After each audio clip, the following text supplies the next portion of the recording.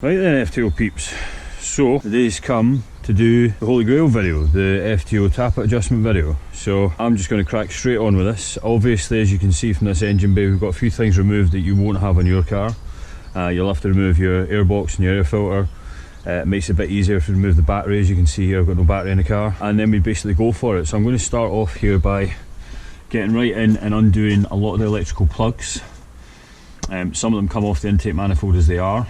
Some of them don't, but I don't want to drain the cooling system. So I'm going to begin by taking off the throttle body, which is, I believe, 5 12mm bolts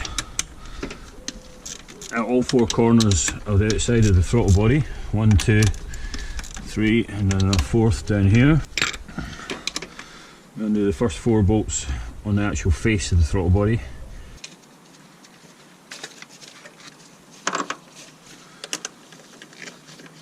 Okay. Now the throttle body will quite often have a 5th bolt in place, depending on your setup, and the throttle cable, which is fairly easy to unplug. You just twist the butterfly around and you can pop the cable straight out of the little nubbin hole, if you can see that there.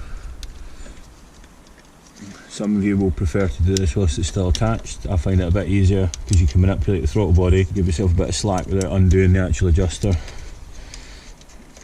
It will take a little bit of persuasion to come out. It might need a bit of help from the back side. There we go. So the throttle body is off. You'll sometimes find you've got another bolt, if you can see this, I don't know what you call that, a brace plate on the back of the intake manifold there. That will quite often have a bolt in it, which is then going into the bottom half of the throttle body, way down where my tip of my finger is. You can see that down here. Now we need to undo a lot of 10mm bolts to get earth connections off, map sensors off. So we'll start off up here.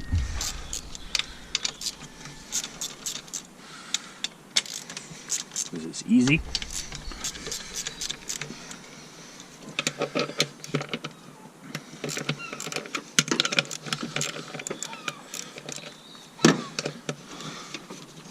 Okay, so at this point the next thing you want to do is you want to undo the 4 bolts which hold the brace onto the back of the intake manifold. They're 12mm and they're right down the very back of the intake manifold itself. I haven't put them into the FTO track car yet, so I'm lucky. I knew I was going to be doing this job, so I didn't bother putting them in at this point.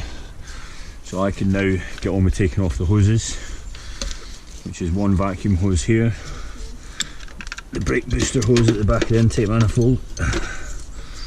And then the only other electrical connections we need to undo are the variable induction pipe work ones, which are right around this corner here. Now these are a bit of a pig's ear to undo. I don't like the clips that they use from Mitsubishi. I don't like them because they're dead easy to lose. So I actually like to take the metal clip part right out and undo the entire clip itself. Okay, so that then releases all of the wiring, I believe, that we need to remove by memory. And then we've got one more vacuum pipe from the map sensor, which has a hole in it.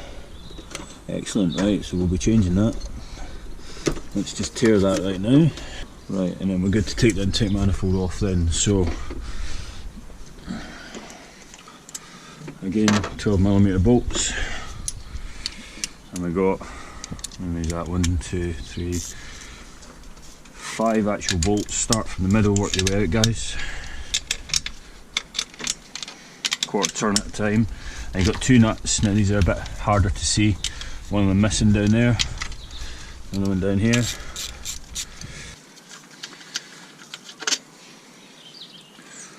Okay, so we'll pull them up and out.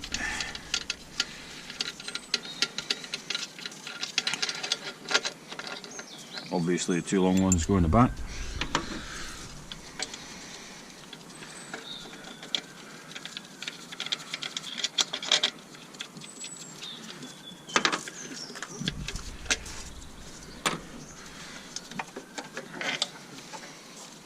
The nuts can be a bit of a pain. Oh, you're an oil sucker. Oh well, thank you. That's forever useful, Bob, thank you. Yeah, that's really good, mate, thank you very much. Right, okay, so we've got the nuts off. That is everything, I believe, loose. So at this point, failing me forgetting anything, the intake manifold should come away cleanly. There we are. Right, now a wise man would put something over the intake here to make sure that we've got nothing to be able to fall in. Just pop this over here. Right, we'll get a little bit of card, I think, and we'll cover up that intake manifold there. At this point I'll just remove the cam breather pipework.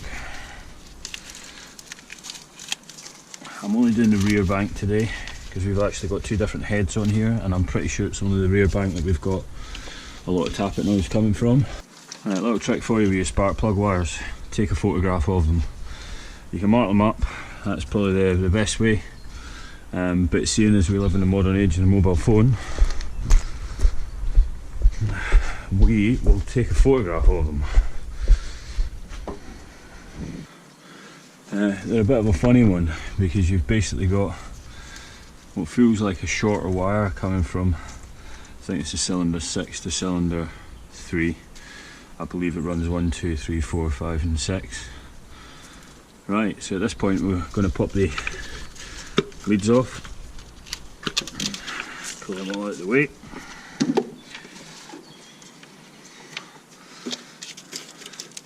And then we want to get in here and remove all the cam cover bolts. So we've got 1, 2, 3 at this side here. We've got 4 and 5 in the middle. And down the back here, we've got 6, 7, 8 and 9. So we need a nice long thin extension for that, and 10mm socket. And yes, before we drop something inside the intake, we'll get something to cover it up with. So what have we got in here?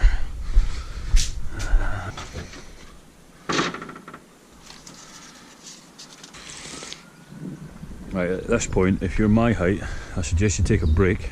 Ah yes, yeah, it'd be helpful if I told you how tall I am. I'm 6'2", and I've got a very weak back from leaning over bloody car engine bays for the last 10 years. So I get serious backache when I'm leaning over the engine bays doing this sort of job. So once we've got the cam cover off, we can really get going. We'll have to get the number 1 piston at the top dead centre, take the spark plugs out, blah de blah de blah. Okay, so we've covered up the intake manifold. We don't want any crap going in there. That's how we ended up having to change a head, because someone had dropped a washer down there. Let's take off the cam cover. So I'll undo the middle ones first.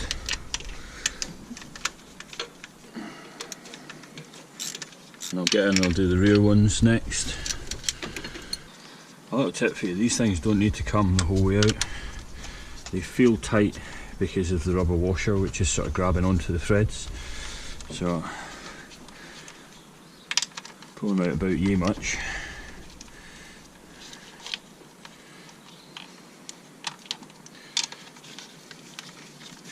And then have a play with it and see if it's ready to lift off. Ideally you don't want to pull them right out of the cam cover because they don't need to be. Right, and then at this point we'll get in and remove the plastic cam cover bolts from the side here. One there, one here. We've got the trickster down at the back there. Look at him, he's buried right in there, that bastard.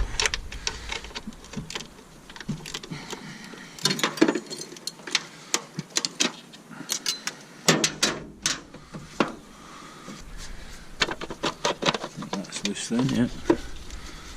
So this comes up and needs a lot of fiddling to get out, if I remember right. We'll fiddle and we'll wiggle. I might have to pop off that power steering pipe because there's no space just to pull out the cover, hopefully, he says, with some confidence. There we are.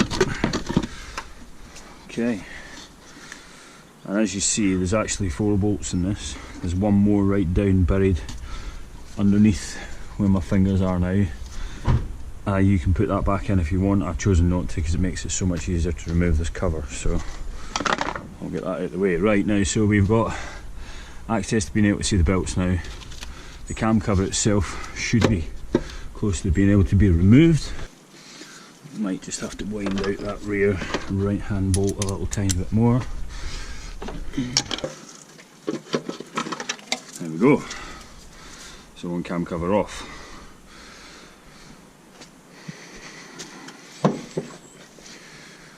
So now we're into the heart of the beast. Welcome beast, how are you? Not very well. Needing some tappet adjustment, are we? Yes we are. Okay, so next thing we're going to do is remove the spark plugs, and then we need to get in and start lining up the lobes here so we know which ones are top dead centre, which ones aren't, blah blah blah. Okay, so if you haven't done this before, you want to remove the spark plug so it gives you less compression, so it allows you to rotate the engine on the crank bolt a lot easier. Never ever ever rotate the engine with the cams, that would be a very bad thing. The chances are that the cam will slip on the belt and you'll end up in a world of shit. Let's grab some tools, we'll show you what we need to do to remove the spark plugs. Another thing to note is if you're taking them out of here right now, you're going to want to change these spark plugs at this moment, because if you don't, you're going to have to take all the intake manifold off again. If any of you own an FTO, you know exactly the case. You want to put the, I think it's the iridium, is it the iridium spark plugs? Laser platinum spark plugs in the rear bank 3. And the reason being is that they can then sit in there for lots longer without having to be changed in the future. Right, so let's get them out, and for that we have a special tool.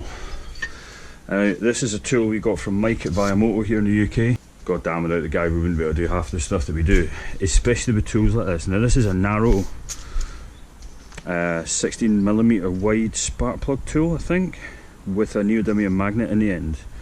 The reason you need this, the bore of the spark plug hole in the FTO is not completely cylindrical. It's got a narrowing where the cam sort of has to sit next to it. If you notice where my finger is, the cam sits very close to the spark plug cylinder itself, and if you can see down in that bore, I don't know if you'll be able to make that out, but the bore basically goes straight down and then it narrows a little bit and then continues onwards.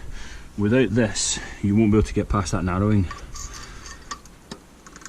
That sits beautifully in there, and we can remove the spark plugs. So here we are. As usual, I just give them a crack and use the tool to loosen them off and pull them out. Número uno. Número dos, amigos.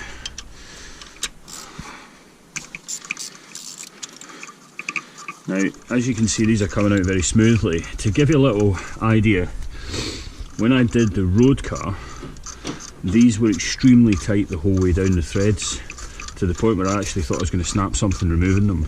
I went very very gently with WD-40 and a bit of patience, and there was actually nothing wrong with them. They'd just been in there a long time, I think, and no one had changed them. So those of you who've worked on other kinds of cars and are used to spark plugs just being nipped up and them coming out nice and easily, don't be alarmed if they're really tight down the whole thread. To give you an idea, it was that tight that I thought I was going to crack the head removing them. I didn't, I just took my time with them and they came out fine. These plugs have only been in a matter of weeks. They've come off just like you'd expect a normal spark plug to come out. Little tight crank, and then the rest of the thread beautifully smooth. So we're going to take a little break now again. We're going to rotate the crank round, find top dead centre on cylinder 1, and then we can start playing around with valves and valve clearances. The easiest thing to do here to do the turn the crank pull is to actually get underneath the car. Now what I'm going to be doing here is kind of two methods. I'm going to be looking at cam and crank marks. As you can see on the side of the cam cover here, we've got, if I get this in the light, we've two little notches cut out the cam cover. Okay, so if I go back to the engine and give you a rough eyeball on that, you're looking at your marks that I've marked in blue lining up with that. Now at the moment we're miles away by the looks of it here. I'm forgetting that it's got a 1/2 inch drive in the centre of the bolt, so let's use that first. So yes, as you can maybe make out there, socket extension in, and we'll turn.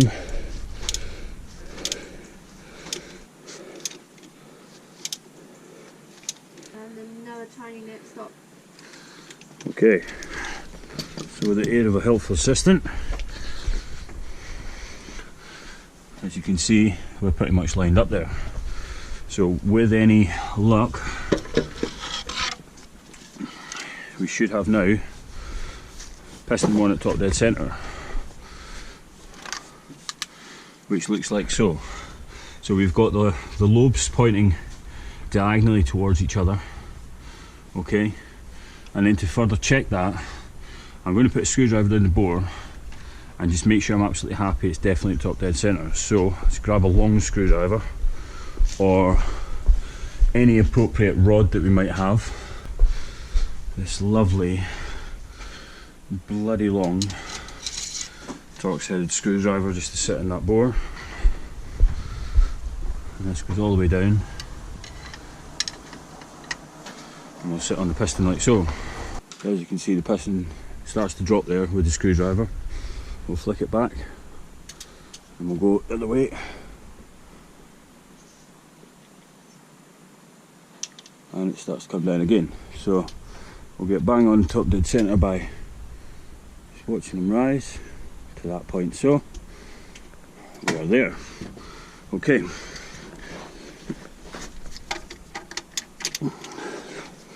We leave our ratchet on, we're going to need that in a few moments.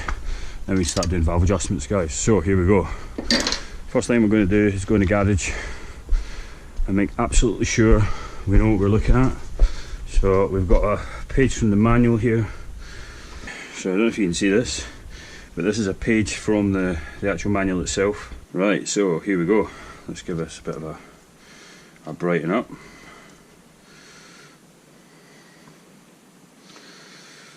Right, so obviously we need a special tool, and all of you will be crying out what am I going to use.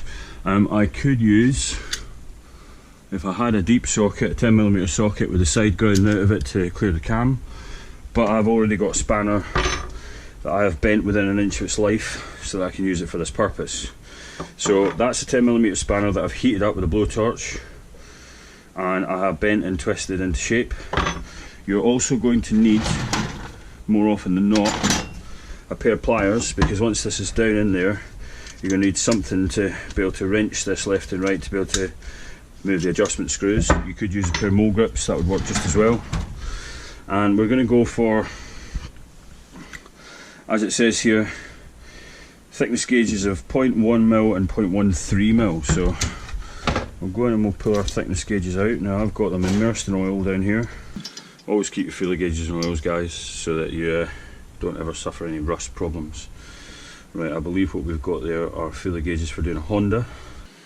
Right, so quite handily got 0.15, 0.1, 0.13. Okay, so as you can see we've been using that one before. Oh, I believe that's it, it's no good for us, so we'll put that one and that one back in. Forget about them. Okay, so we've got, if you can see that nice and clearly, 0.13 for I believe exhaust and 0.1 for intake. So remember here what we're doing is we're using the narrow lobe.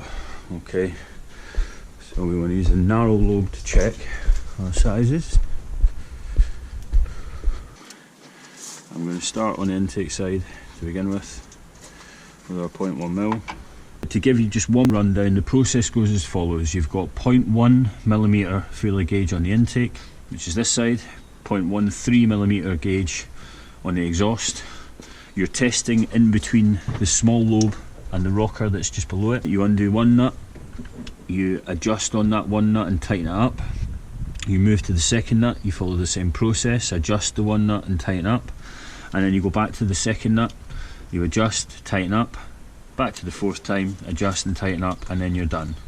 So your feeler gauges then should have a little bit of drag on them as you move them between the rocker and the roller, the roller and the cam, and then turn your cylinder.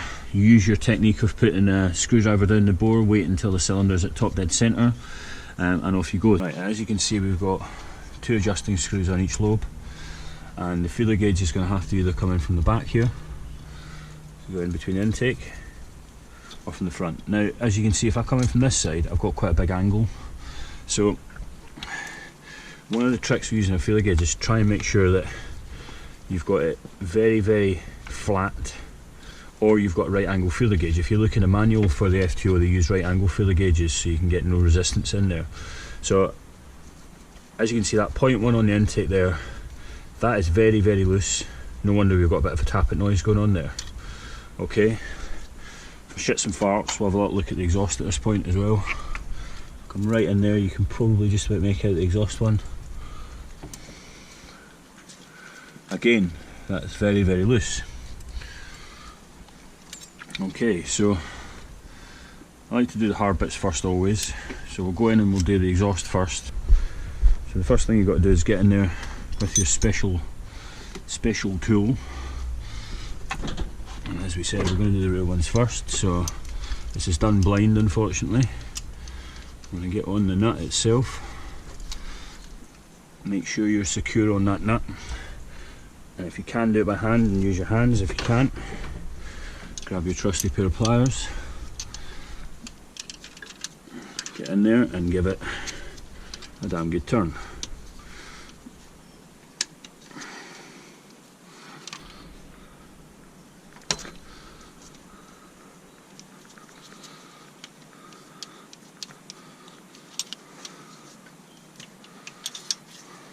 What we basically do is undo one of the nuts and then get the screwdriver and the adjustment screw, which is a bit of a nightmare at this angle, hence the reason you can see why I'm doing the exhaust first. You want to get that on there really. Right, and once it's on there, you tighten it down until you can feel it binding.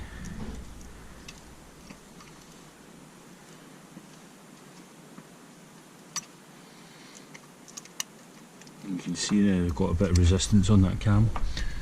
So once we've got it where we're happy with it, we need to take our tool again, tighten up the nut.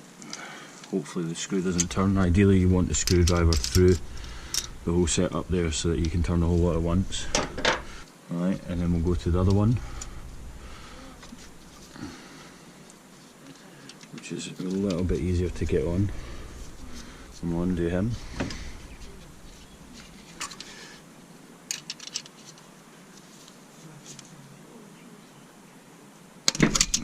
Usually it goes with a snap like you've seen there.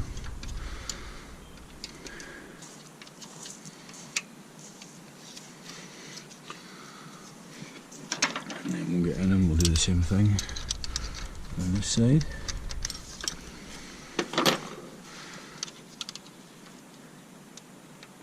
The problem you get is that your screw wants to turn with the nut.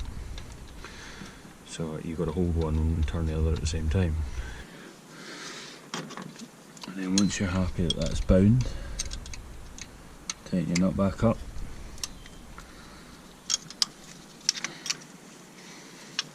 And then go back to the first one. So loosen your nut on the first one again.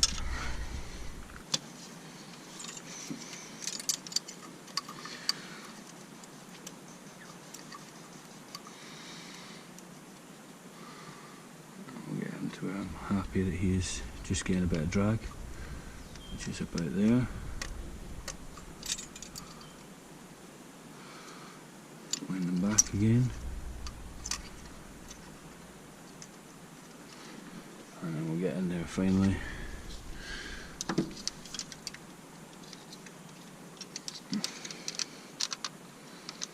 And this time we really want to make sure when we tighten up the nut, we don't turn the screw.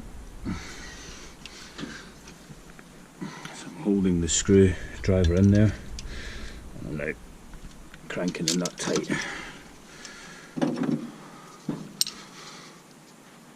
We'll do the same over this far side.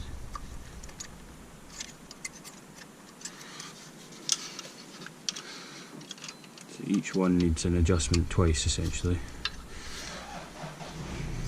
So the back cylinder number one is done. I'm going to show you how to do this in the front. It's damn sight fucking easier because you can actually see what you're doing here.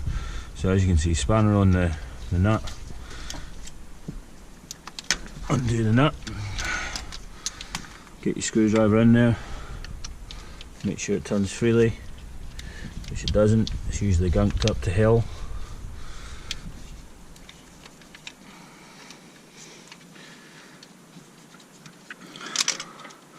Put your feeler gauge in the gap, let it sit there, turn down your adjustment screw,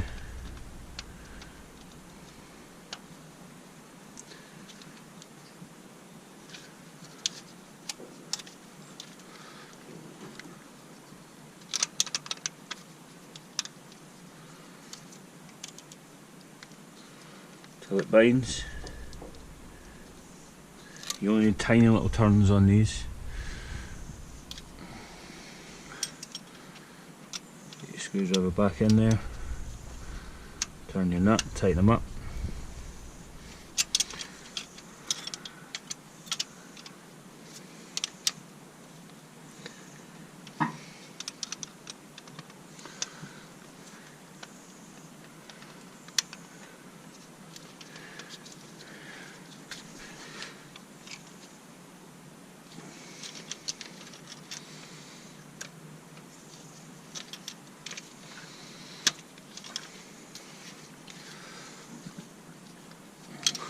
Move to your next one, undo your nut.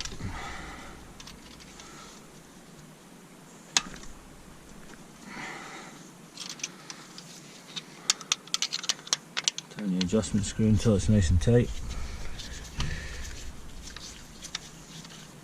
Loosen them off first.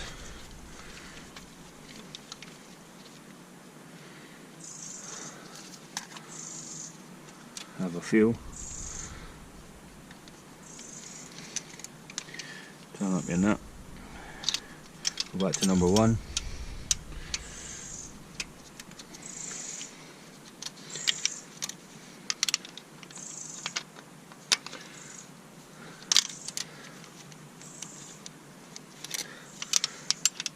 Invariably you're going to have oily hands when you do this, so it makes it even more fun.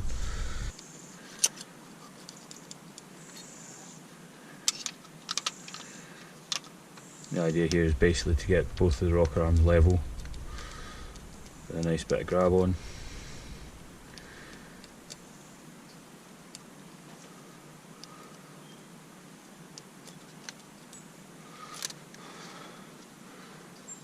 Do up your nut one last time.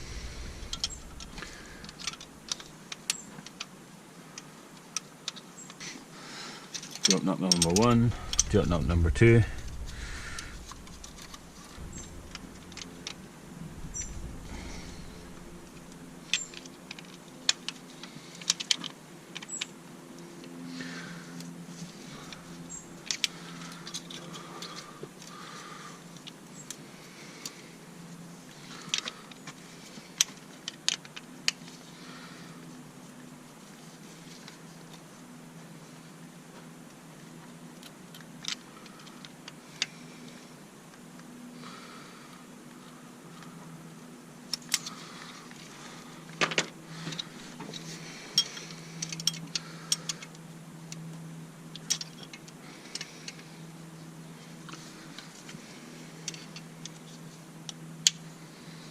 And repeat this process for all the other 2 cylinders, 4 valves.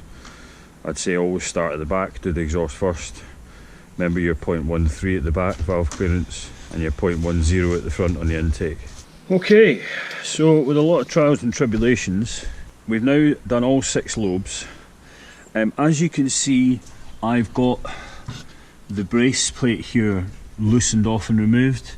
During the course of doing this video, I have decided it was much easier to get them out the way for the problem that you're trying to get a screwdriver into the adjustment screw on the rocker. And if I give you a little idea of what I'm talking about, the adjustment screws are down at the back here, and if I put the screwdriver on this one here, which you can see, and it's still a bloody nightmare to get on. Right, let's get it engaged. There it is. So you can see the angle the screwdriver has to sit at, and obviously on the one next to it you're fouling there. So take these plates off, guys. I should have given you a bit of advice about that at the start of the video, but I thought I could get away without it. I did remove them, they're now back on.